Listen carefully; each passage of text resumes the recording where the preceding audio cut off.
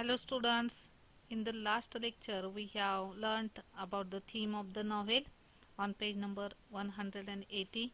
Now we are going to learn synopsis of the extract on page number 180. Synopsis.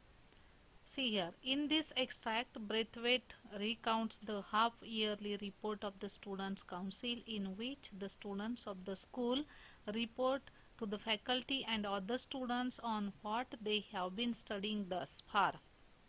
या extract मध्ये बघा Brathwaite recounts the half yearly report of the students council in which the students of the school report to the faculty and other students on what they have been studying thus far.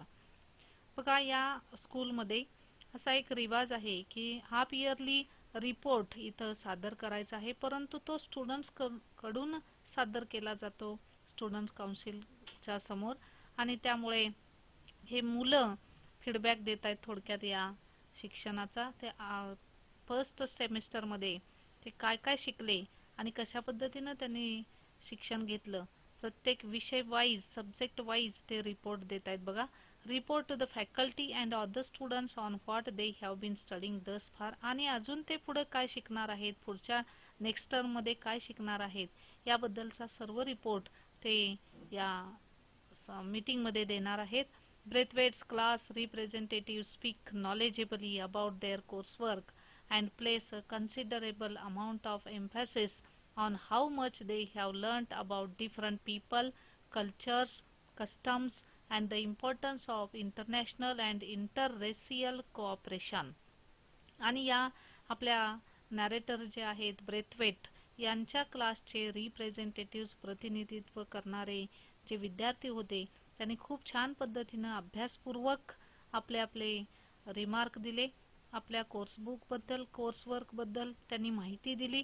त्यामध्ये त्यांनी महत्त्वाचं म्हणजे ते कशावर भर देतात बघा. त्यांनी नेमकं काय शिकले तर डिफरंट टाइप्स ऑफ पीपल, वेगवेगळ्या प्रकारचे लोक, त्यांचे संस्कृती, कल्चर्स, कस्टम्स, रूढी किंवा रिवाज, and the importance of international and interracial cooperation, आणि आंतरराष्ट्रीय आणि आंतरवंशीय कोऑपरेशन किती महत्त्वाचं आहे ते शिकले असं त्यांनी त्याच्यावर भर देऊन सांगितला. Miss Joseph and Denham both students of Braithwaite's class preside over the meeting. पूर्ण मीटिंग वर या मिस जोसेफ आणि डेनहॅम या दोन विद्यार्थ्यांनी अधिराज्य गाजवलं. त्यांनी खूप छान पद्धतीने आपल्या क्लासचं रिप्रेझेंटेटिव्ह केलं. Mister Floren the headmaster addresses the meeting with the lengthy but well received presentation. या मिस्टर फ्लोरेन हे हेडमास्टर आहेत. त्यांनी असं सांगितलं की मीटिंग थोडी लेंदी झाली, परंतु वेल रिसिव्ड प्रेझेंटेशन, खूप चांगल्या पद्धतीनं प्रेझेंटेशन झालं, खूप चांगलं सादरीकरण झालं असं सांगितलं. वन आफ्टर अनादर each class gives a brief report of their progress. एका पाठोपाठ एक प्रत्येक वर्ग आपली प्रगती कशा पद्धतीनं झाली ते सांगत होते. थ्रू देअर चूजन रिप्रेझेंटेटिव्ह, त्यांनी निवडलेल्या प्रतिनिधींच्या द्वारे आपापले क्लासमधली प्रोग्रेस किंवा प्रगती जी काय आहे ती सांगण्याचा प्रयत्न केला. On what they have been studying in each subject so far, आणि अजून प्रत्येक विषय ते कसं शिकणार आहेत, कसं शिकत आहेत याबद्दल पण माहिती सांगितली. A panel of teachers is chosen for each class to answer any questions regarding the report submitted by the class. आणि मग रिपोर्ट सादरीकरण झाल्यानंतर, अहवाल सादरीकरण झाल्यानंतर प्रत्येक क्लासचे विषयाबद्दल जे काही क्वेश्चन्स असतील, प्रश्न असतील ते सोडवण्यासाठी एक टीचर्स पॅनेल स्थापन केलेलं होतं, फाउंडेड केलेलं होतं, आणि त्या टीचर्स कडून या मुलांच्या प्रश्नांना उत्तरं दिली जाणार होती. The lowest class begins first and it is obvious that as the students progress through the ranks there is a marked development in their ability to express themselves.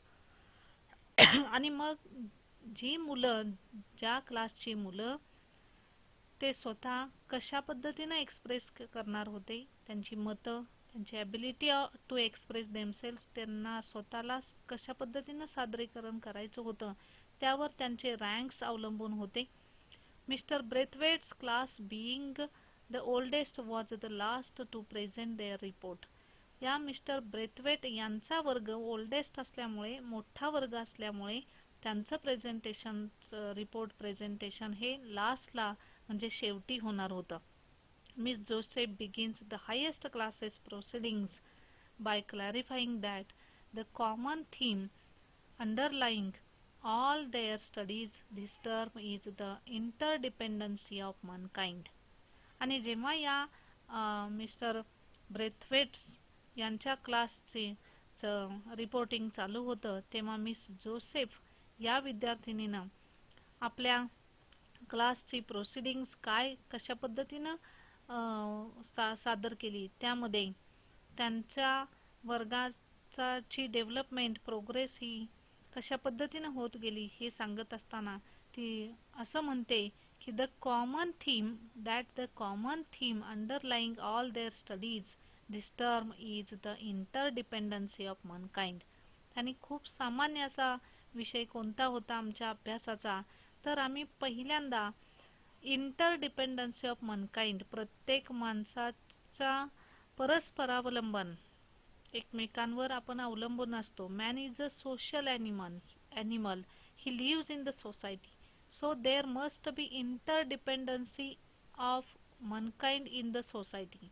While we live in the society, we depend on each other. So there must be cooperation among all the people. If there is a black person, if there is white person, there must be interdependency among them. हा जो मुद्दा आहे तो मुद्दा पहिल्यांदा मी शिकलो की एकमेकांच्या मध्ये असणारं परस्परावलंबन आणि एकमेकांच्या बद्दल असणारं सहकार्य हे महत्त्वाचं म्हणजे आम्ही शिकलो. Potter speaks in the field of math, focusing on how greater understanding in the world is fostered by the use of common weights and measures. हा जो पॉटर नावाचा दुसरा विद्यार्थी आहे पॉटर, तर तो मॅथ्स बद्दल बोलतो आहे. मॅथमॅटिक्समध्ये त्यांनी काय शिकले त्याच्यावर त्यांनी भर दिला की जगामध्ये अत्यंत हे जग जे आहे हे किंवा हे जे लोक आहेत त्यांच्यामध्ये वाढ होण्याचे, प्रोग्रेस होण्याचा महत्त्वाचा घटक कोणता असेल, तर कॉमन थिंग कोणते असेल तर वेट्स आणि मेजर्स. याबद्दल आम्ही शिकलो की याच्या जोरावरच हे जग मोठं होत असतं. Miss peg and Jackson speak on geography. हे मिस पेग ही विद्यार्थिनी आहे, जॅक्सन हा एक विद्यार्थी आहे, ते जॉग्राफी भूगोल विषयाबद्दल बोलले. and Miss Dare and Furman discuss the subject of physiology. यानी मिस डेअर आणि फर्मन या विद्यार्थ्यांनी फिजिओलॉजी बद्दल सांगितलं. ते हा विषय ते कशा पद्धतीने शिकले ते सांगितलं. With Furman stealing the show by exhibiting a model of a human skeleton and stressing the class conclusion that basically all people were the same.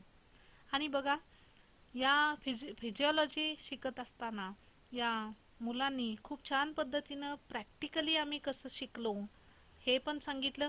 त्यामध्ये exhibiting a model of a human skeleton, त्याने या मानवी सांगाडाचं प्रदर्शन करत आणि conclusion शेवटी असा भर दिला की basically all people were the same. Human skeleton दाखवून, मानवी सांगाडा दाखवून त्यांनी सर्वांना सांगितलं की प्रत्येक माणूस हा एकसारखा आहे, मानव एकसारखा आहे, त्यामध्ये भिन्नता नाही, फरक नाही, आपण सगळ्यांना एकसारखं ट्रीट केलं पाहिजे, वागवलं पाहिजे असं त्यांनी भर देऊन सांगितलं. Miss Dodd reports on history. Miss Dodd यांनी हिस्ट्री बद्दलचा रिपोर्ट सादर केला. And Miss Joseph on domestic science. Joseph या विद्यार्थिनीने डोमेस्टिक सायन्स याच्याबद्दलची माहिती दिली, याच्याबद्दलचा रिपोर्ट दिला, या विषयाबद्दलचा. डेनहॅम क्रिएट्स अ स्टर by speaking on required subject of PT. स्टर म्हणजे हलवून टाकणे, थोडक्यात हलवणे. डेनहॅम क्रिएट्स अ स्टर by speaking on the required subjects.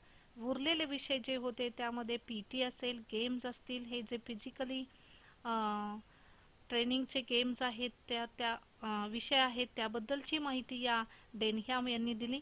complaining that the class was conceived and pointless. परंतु या दोन विषयामध्ये पीटी आणि गेम्स या विषयामध्ये मुलांची ज्यादा प्रगती झाली नाही. they were not feeling well in that in the both subjects in PT and games. So there must be any progress, any development in both subjects PT and games. Mr. Weston, Mrs. Dale Evans and Miss Phillips are chosen at random to answer students. हे जे teacher आहेत Mr Weston, Mrs Dale Evans आणि Miss Phillips या शिक्षकांना या मुलांच्या उत्तरासाठी choose केलेलं होतं, उत्तर देण्यासाठी चूज केलेलं होतं. Questions arising from the senior presentations, senior जे विद्यार्थी होते त्यांच्याकडून जे प्रेझेंटेशन झालेलं होतं त्याबद्दल सिनियर मुलांच्याकडून जास्त क्वेश्चन्स उभा राहिले. When Denham pursues his inquiry on the necessity of requiring all students to take PT, Mr. Weston responds quite ridiculously. अशा पद्धतीनं या मिस्टर वेस्टन असतील, मिसेस डेल इव्हान्स असेल किंवा मिस फिलिप्स असतील या शिक्षकांनी आपापल्या परीनं त्या प्रश्नांची उत्तर देण्याचा प्रयत्न केला. त्यामध्ये मिस्टर डेनहॅम हा जो when Denham pursues his inquiry on the necessity of requiring all students to take PT, जेव्हा या डेनहॅम या विद्यार्थ्याने जेव्हा प्रत्येक मुलाने PT शिक्षण घेतलं पाहिजे असा आग्रह केला, Mr Weston responds quite ridiculously, थोडंसं हास्यास्पदपणे या वेस्टन या शिक्षकांनी याचं उत्तर दिलं. Trying to bluster his way out of the subject, आणि या विषयाच्या व्यतिरिक्त विषयांतर होऊन उत्तर देण्याचा प्रयत्न केला.